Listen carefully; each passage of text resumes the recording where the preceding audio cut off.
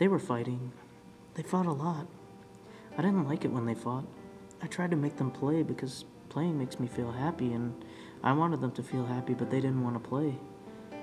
And then he left, and she got sadder, and I tried to make it okay, but it just wasn't okay. And then we went for a ride in the car, and I loved the car. And we went to a place that smelled like other dogs, but I didn't see them, and she was still sad.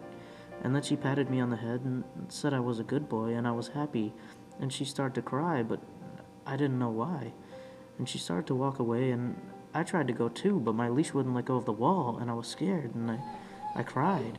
Then they put me in a cage, and I didn't like it, and there were other dogs in cages, and I wanted to go outside, and I sat there for a long time, and I was sad, and everyone was barking, and then a lady came, and she was a nice lady, and she started taking some of the dogs out of the cages, and I wanted to go too, so she let me out, and she put us all in a big bus, and I was in this new room, and it smelled nice, and I looked out of my room, and I felt the wind, and it was like sitting in the car, and I wasn't scared anymore.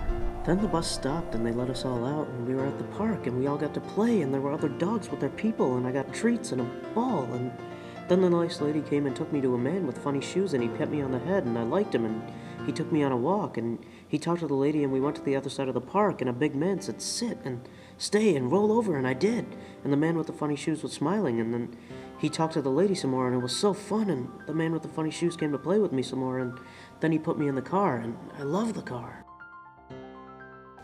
I woke up early this morning, like I always do.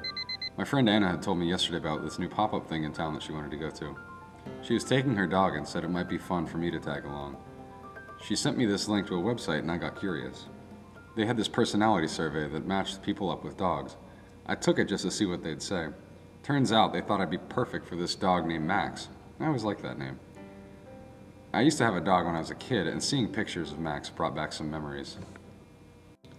So I went to this park with Anna, and there were dogs everywhere just playing around. And there were vendors all around the park. Do you know that there's ice cream made for dogs? It doesn't taste anything like the real stuff, but they can't seem to get enough of it. I told Anna about the survey, and she told me to check out the shelter bus. So I did, and they already knew about the survey I'd taken. Then a nice young woman, I can't really remember her name, she took me outside. Max was so excited to see me, and for some reason, he wouldn't stop staring at my shoes. He was so well behaved and personable, and he'd been rather well trained. The young woman told me about how his owners had gone through a divorce and moved, so they had to give him up. Max needed a home and a friend, and I really wanted Max. I just couldn't quite leave him behind. I gotta say, I've never seen a dog that excited about a car ride in my whole life. I think Max made me realize something today. I didn't rescue him. He rescued me.